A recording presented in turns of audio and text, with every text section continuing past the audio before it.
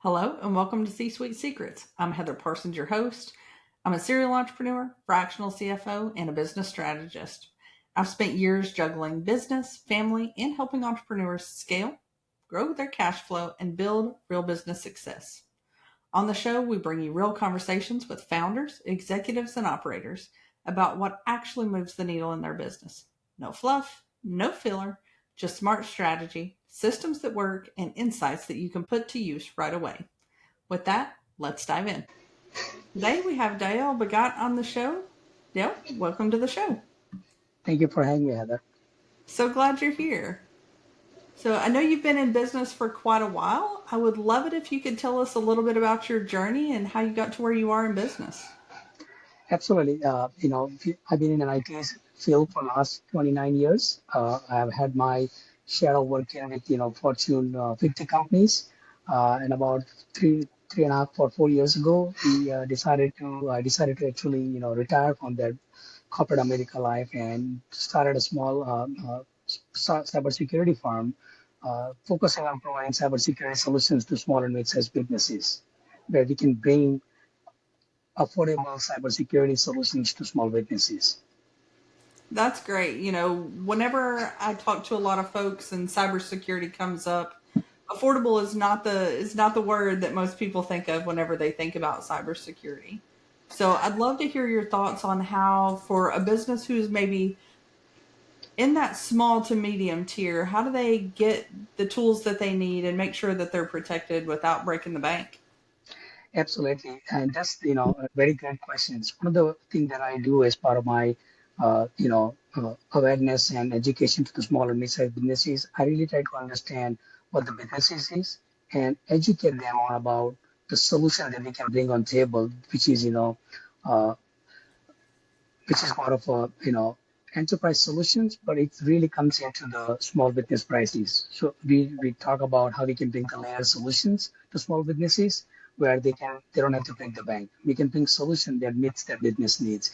And one of the key thing that I notice as the business is, hey, what happens if my business grows?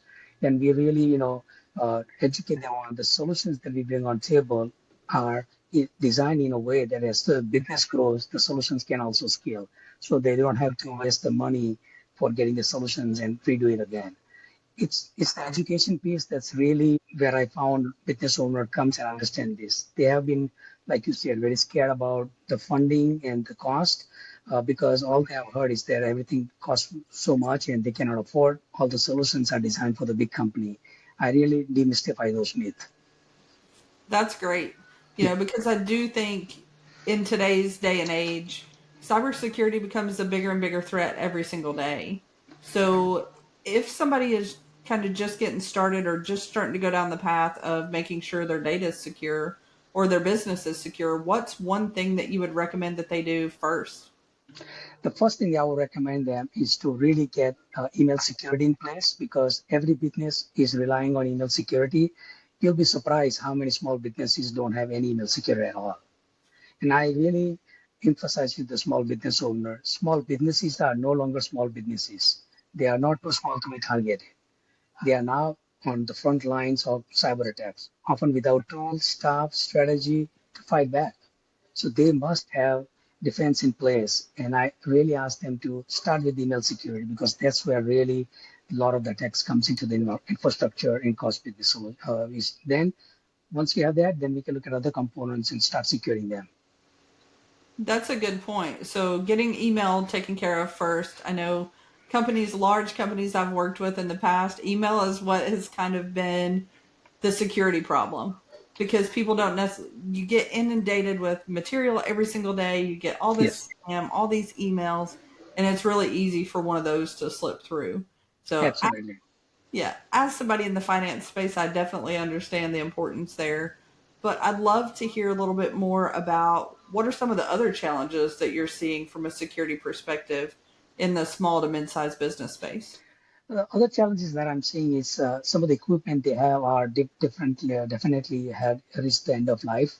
So, we need to ensure we have the most current version of the firmware, softwares on those equipment, or if, in some cases, replace them to most current one. That's what I've seen. We still see some small businesses still running Windows 2008. But Wow. yeah, and unfortunately, we are there and we educate them how they can, in order to protect them, we have to get to the newer platforms, and we create a plan that's manageable and sustainable, so that once again doesn't break the bank, but we f- find those solutions so they can be able to sustain. That's another thing.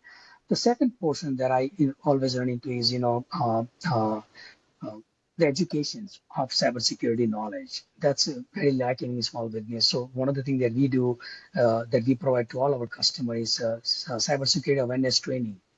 You cannot just train once and forget. We have to continuously train them. So we provide weekly training as part of our package. So small business, have a continuous training available as employee turnover happens, making sure, we continue to teach them what's happening in the real world. I love that education piece. I think as somebody who has worked at a large enterprise, I think I have a pretty decent understanding of some of the threats that are out there. But can you talk a little bit about that? Like, as a small business owner, what are some of the threats that they need to be aware of? Yeah, the most common one is obviously we all hear malware, ransomware, and phishing attack.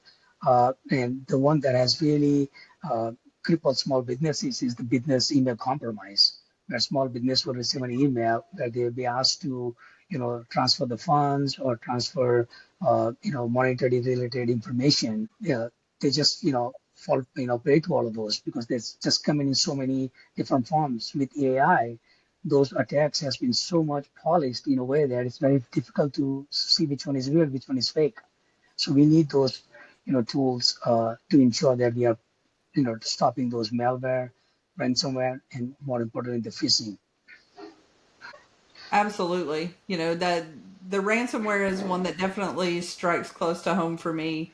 It's something that you hear a lot about in the news and you don't think it can happen to you. And then, my mother in law was ill last year, Hmm. and the hospital that she was going to, we couldn't go there because they couldn't access any of their data Yeah, because they'd been under attack, so we had to go to a different hospital, yeah, change our care plan, yeah, and, all because somebody really wanted their data and got a nice handsome payout for it. So, absolutely. And one of the things you mentioned earlier, some of the challenges. One of the challenges that I also see in small businesses that they always think I'm not the target. But educate them, you are the target because they know, the hacker knows the small business is not going to go and complain or register. They're worried about their, markets, their, branding, their reputations, all of those things. So hacker likes that and they will not do that. And it's like you mentioned, those businesses can be out of business in no time. Matter of fact, 60% of small businesses goes out of business within 6 months after major data breach. wow, that's a big statistic right there. You know, Absolutely. we're on a mission to really change the small business failure statistic. Yeah. And, Abs- if you have a data breach and then they're out of business within 6 months, that really drives that number up. And that's a factor I don't think I've read about much. That's not No. been in most of the articles that I've seen, that plays a part in that. And I think you're spot on that Yeah. most small business owners, Yeah. whether it's fraud due to lack of financial controls or, cyber attack due to, lack of security and technology controls, most people are embarrassed and don't want to admit that. But really, Absolutely. yeah, Yeah. And you will never hear small businesses data compromise in the bigger in the news media because it's not newsworthy. Nobody wants right. to report that. So Right. And people don't want to have to tell their clients about that. So I think kind of getting on yeah. the front end of that super important. And you said something a minute ago that I notice a lot with the companies that I work with, and that's around, equipment being at end of life. So what have you seen and how have you helped folks kind of plan for some of that? Yeah, so what we do is, we really look at the equipments and try to, depending on the how hard, what kind of hardware it is. For example, if it's a firewall, then we would definitely advise them to procure a new firewall. But we understand the business cannot cough up that much money, so we partner with the vendors where we lease the equipment, so they can still pay the monthly small amount, but yet have the most current available hardware in place protecting their infrastructure. As far as other hardware in terms of the operating systems like servers or workstation, we do patch management on a weekly basis, making sure we are patching them, and we really keep an eye on the end of life guideline from those manufacturers. For example, Windows 10 is going out of end of life in you know Q4 of this year.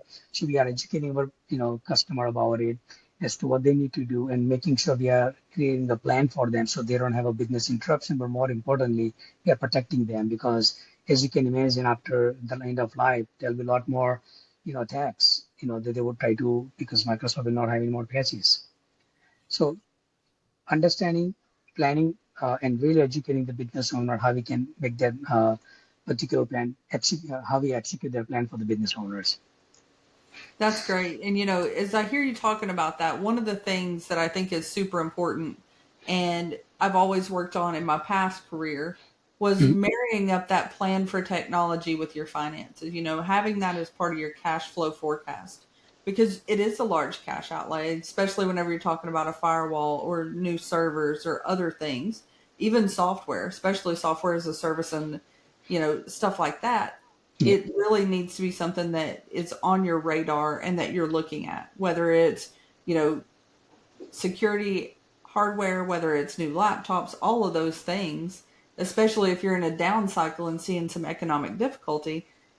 If you don't have a plan for it, it can really creep up on you and really impact your business or your cash flow.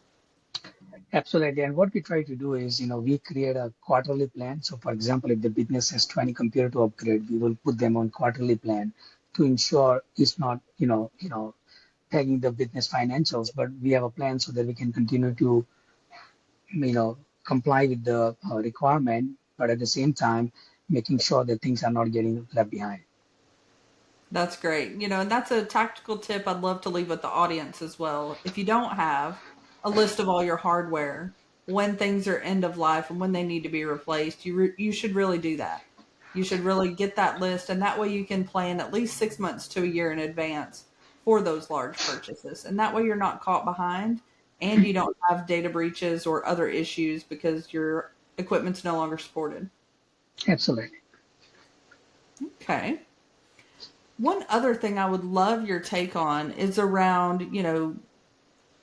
evaluating ROI when it comes to this stuff. So, how do small businesses who are inundated with information and all these different choices, how do they look at this and data security in particular from a return on investment perspective? Great questions. One of the approach that I use personally is to understand what value do you put on your data. So I asked business owner, how long can you sustain without not having computer system or email?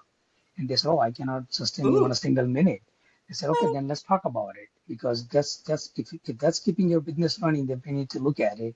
And we have a survey that we do, and that they will answer the question, and the data will tell the story. I don't like to use scare tactic per se, but you tell me how you leverage the data, and we'll tell you how it can impact you when you're now. And then when I see the result and review it with them, they'll be surprised. And I also, perform a totally no string attached security assessment at no cost for small businesses. I tell them, this is the state of the union. This is how your network is. We ran some scan. We found these breaches, and these are the common tactic the hacker will use to get into it. Once they see the result, the light bulb goes on. I said, okay, you know, I would like to get onto the system, cybersecurity services, but here's my budget, and we'll work together. My goal is one of the key things that I'm in the business with small businesses. I meet where they are. I never say that you must have this much infrastructure before I come and help you. I meet where they are, and we look at the system and create a go forward path. that's a great approach, meeting businesses where they are. I would love to hear you talk a little bit about how you're doing that and in particular around how you're making sure it's not overkill as well. We have to be secure, but we also have to operate and not run our business, with no capacity and Yeah, things being difficult to use.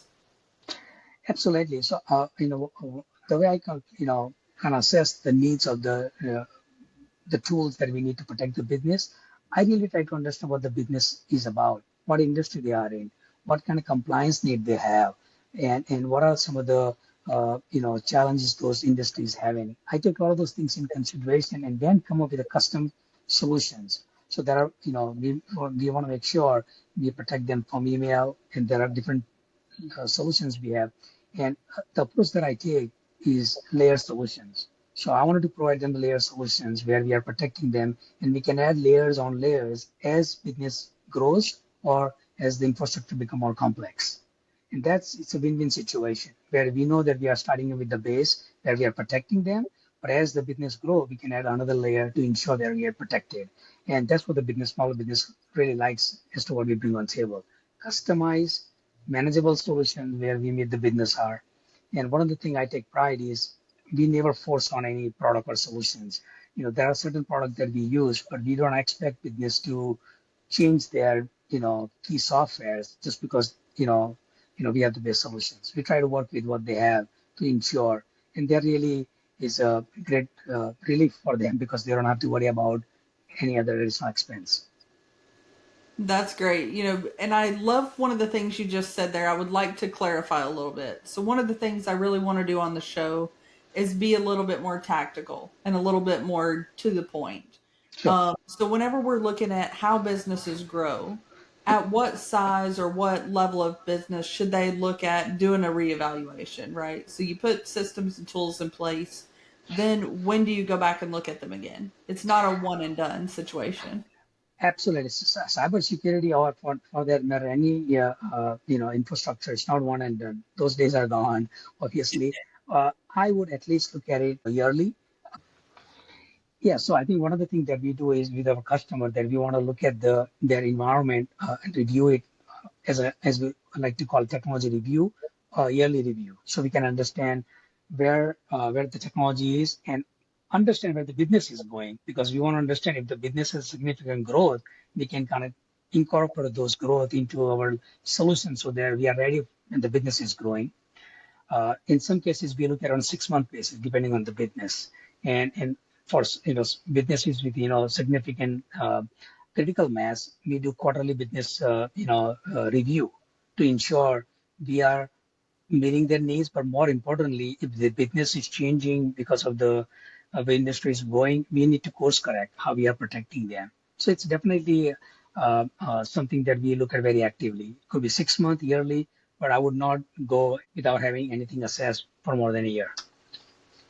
That's a great piece of advice. So, just to reiterate, so if you have a cybersecurity solution in place, you should definitely look at it annually. But another thing that I love that you mentioned there is around if you have a big change in your business, if you have rapid growth, if you have a shift in what you're doing, the markets you're serving, then you should also look at it again. I think that's a great piece of advice and something that people can implement tactically in their business today. Absolutely. One And one other, of the, go sorry. ahead, please. Yeah, one of the things that we do is, we usually have an open two-way dialogue with our customers. So as we things changing in the, cybersecurity landscape, we educate them on.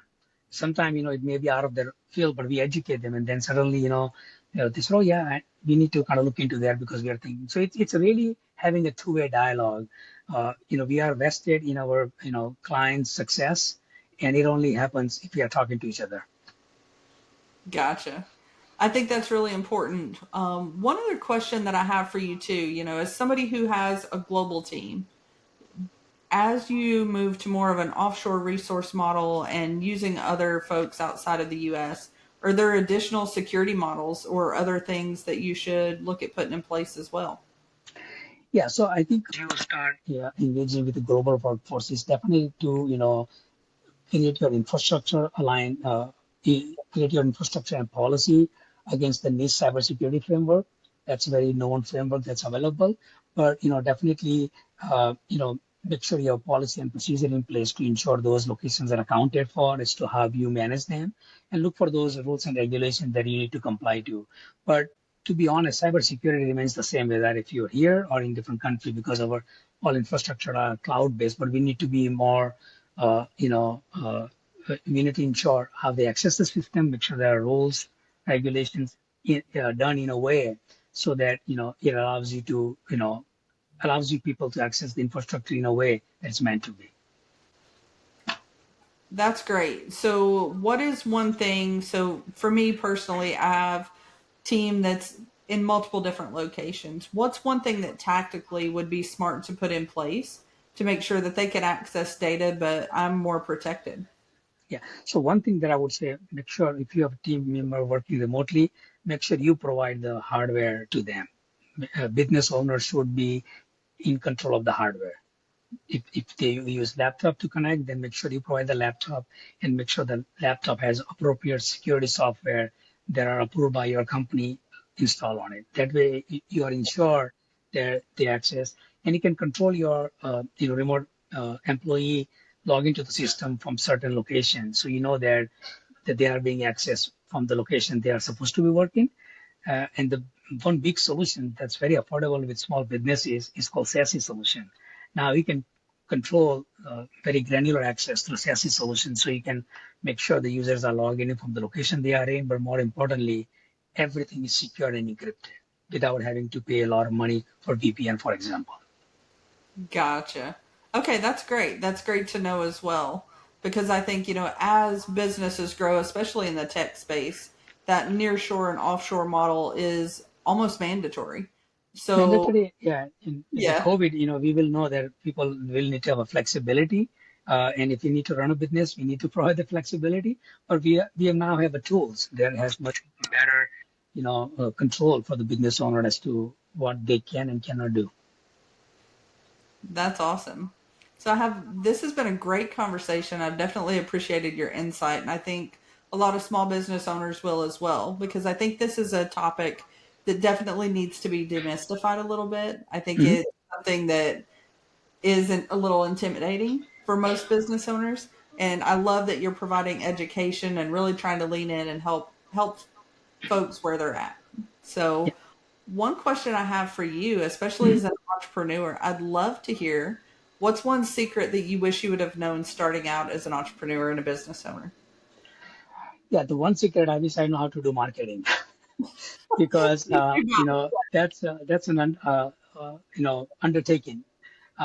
Definitely, that's something I had to learn how I market with the small businesses. But I'm getting used to it, and obviously, and one of the things that I did not really connect well because I was in corporate America, the impact of cybersecurity. Or the breach of cybersecurity that could have on small business. I really did not know until I really started working with them. Like I said, 60% of the business can go out of business. That means, we all put our livelihood into the business and it can just disappear overnight. That just, was eye-opening to me. That's definitely eye opening. Yeah, That's a statistic I will definitely be reusing. yeah. And the other thing that I learned, and as part of and I'm still learning, cybersecurity is a journey. It's not cybersecurity is not a one-time fix. It's the business discipline like accounting or HR. There needs to be ongoing attention, investment, and leadership that we need to apply to it because it's just going to get worse with the new AI technology. Things not going to slow down. So it needs to be part of the overall business discipline. That's a great point. And, it sparks another question for me as well. Mhm. So, as we're thinking about all these things that are ongoing, one of the things that just kind of came to mind is how AI is really impacting cybersecurity. Can you talk a little bit about how you're helping businesses with that piece as well? Yeah, so absolutely, AI is impacting cybersecurity in two ways, right? One is helping business detect those, those particular bad actors, but also helping bad actors become much more polished from what they are doing. So we are definitely leveraging AI into our tools to help us detect threats patterns much earlier, so we can act on it. But also understand that hackers are also leveraging it. So it's a we are in the great era where we need to embrace it, but we also be cautious as to how we leverage that. So definitely interesting dynamics. Sounds like it. I hadn't thought about hackers and people who are out here, these bad actors, using AI to be better at what they do, but I'm sure they do. I Oh, use AI in yes. my business almost every day, and Yeah. I imagine that they do the same. Yeah. The business email compromise, the quality of those email has, increased significantly after AI. Before you could see typos, grammatical errors.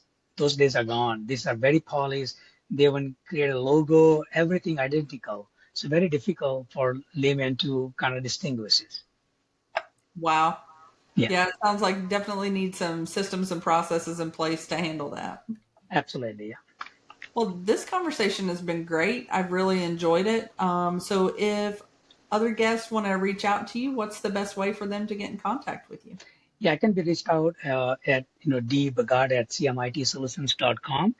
We also have a CMIT Solutions LinkedIn page and Facebook page.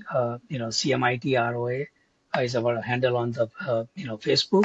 And obviously they can reach out to you and we can get in touch that way. But I would love to be in touch and discuss how we can help. But one of my mission, Heather, is to educate small business owner about the impact of technology on their business. Many of them don't realize because they started as a hobby, it became a business.